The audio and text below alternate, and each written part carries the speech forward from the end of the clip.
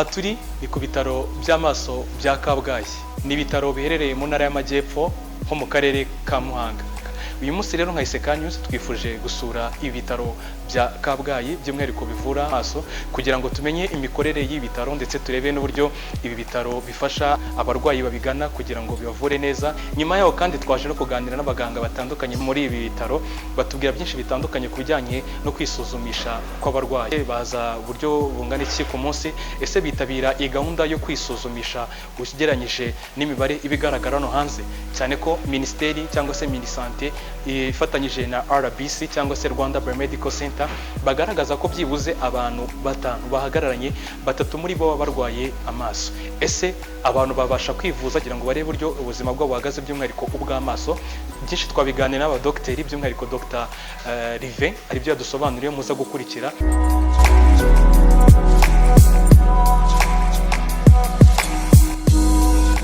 Nitwa Dr. Rive Uwemeye, umuganga w'inzobere mu buvuzi bw'amaso muri bitaro bya Kabgayi bivura amaso.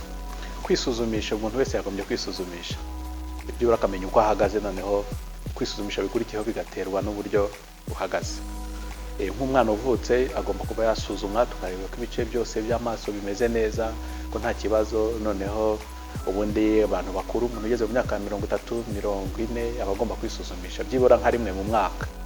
Noneho tukongera ku bantu bagira nk'ikibazo cya diabete, hypertension, ubona abantu dushishikariza nyine kwisuzumisha buri gihe bitewe n'uko ahagaze, tukamuha ikindi gihe yakongera kwisuzumisha bitewe n'uko twasanze ahagaze. Amaso buriya rero, amaso ari mu bintu bidufasha kuba twakora neza ibyo dukora.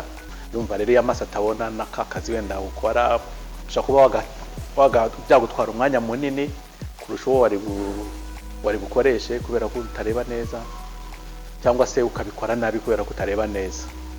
Kimwe nuko no kuba umuntu yagira impanuka, umuntu utareba neza burya aba afite ibyago byo kuba yahura n'impanuka kurenza umuntu ureba neza, kubera ko iyo utareba niba ari ikintu kije wagombye guhunga, ubwo ushiduka nyine cyakugonze, cyangwa se ukaba wanagwa kubera ko utareba ukavunika, ugasanga ugize ibindi bibazo kubera ko utisuzumishije nyine ngo ubone ubuvuzi bwa nyabwo. Ubundi umuntu wese wumva ko afite ikibazo agomba guhita yisuzumisha. Umuntu wese wumva ko wenda atareba neza cyangwa se afite ikibazo ku maso yaba murya, yumva yayakuba, yumva harimo nk'imicanga, uwo ngo agomba guhita yisuzumisha.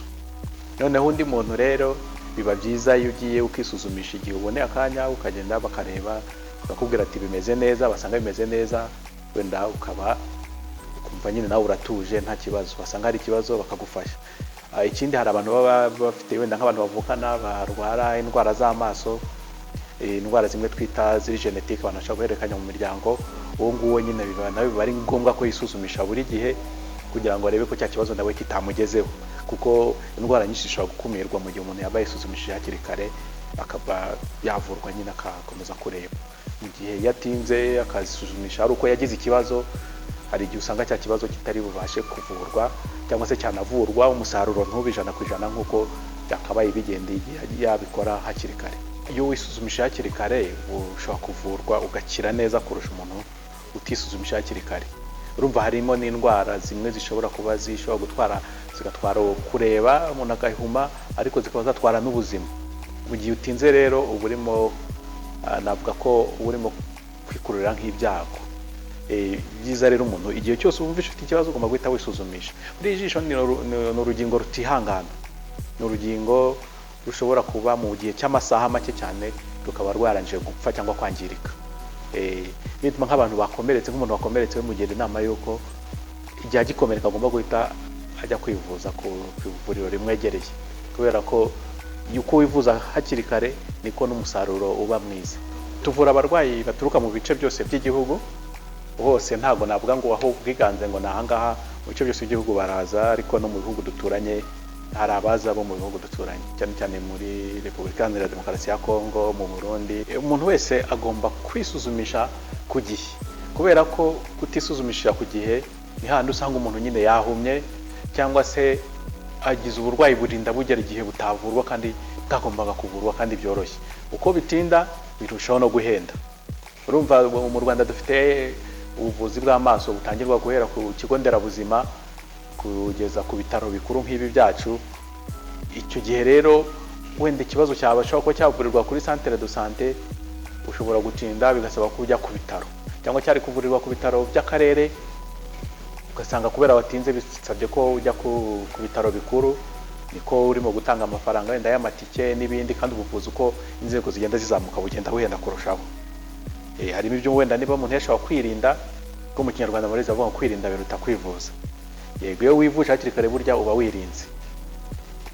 Kandi mu Rwanda murabizi umubare munini w'Abanyarwanda cyangwa se nako ntabwo hafi ya bose, 99% dufite ubwisungane mu kwivuza.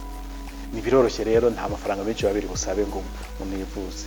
Niyo bituma ngo Abanyarwanda twese tugomba kwivuza hakiri kare, bituma ubuvuzi budahenda, kuko uko dutinda birahenda, biraduhenda twebwe ubwacu, bihenda leta, bigahenda urebye na community muri rusange.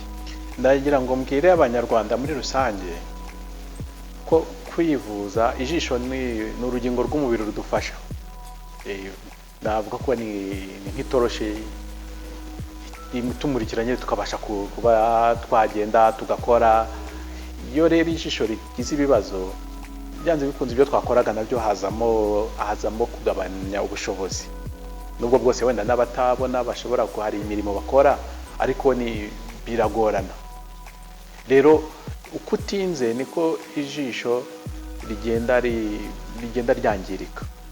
Cyane cyane ndabwira abantu baba bakomeretse, hari abajya gushyiramo ibyatsi, wenda kumva ijisho riramuriye agashyiramo ibyatsi, harimo n'abashyiramo ngo amashereka n'ibindi. Ibyo ni ibintu byose bihita byangiza ijisho ku buryo rishobora no gupfa burundu. Icyo gihe rero umuntu niba agize ikibazo, nagame ubuvuzi bumwegereye kandi agireyo igihe. Ijisho ntabwo ryihangana mu gihe cy'amasaha make abahagije. Ntabwo bavuga ngo wenda uyu munsi ndakomeretse ijisho, reka ntegereze ngo kuwa mbere cyangwa ngo ejo bundi. Ako kanya ugomba guhita uhaguruka ugahita ugana ivuriro rikwegereye bakagufasha. Ikindi nshishikariza Abanyarwanda no gutanga umusanzu wabo mu bwisungane mu kwivuza, kuko iyo watanze umusanzu wawe byose biba byoroshye.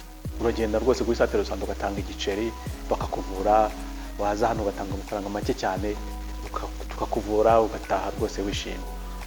Ngayo nguko rero ngira ngo ibyinshi murabisobanukiwe muri iyi video yacu, kubera ko Dr. Rive yabisobanuye byose. Yashishikarije abantu kuyitabira gusuzumisha amaso yabo, cyane ko abenshi batabazi ko bafite ikibazo, ariko nka bimwe mu bimenyetso yagiye agarukaho bishobora gutuma ugaruka kwivuza cyangwa se gusuzumisha amaso yanyu, harimo kuba uri kuribwa amaso ukumva atandukanye n'uburyo usanzwe yiyumva.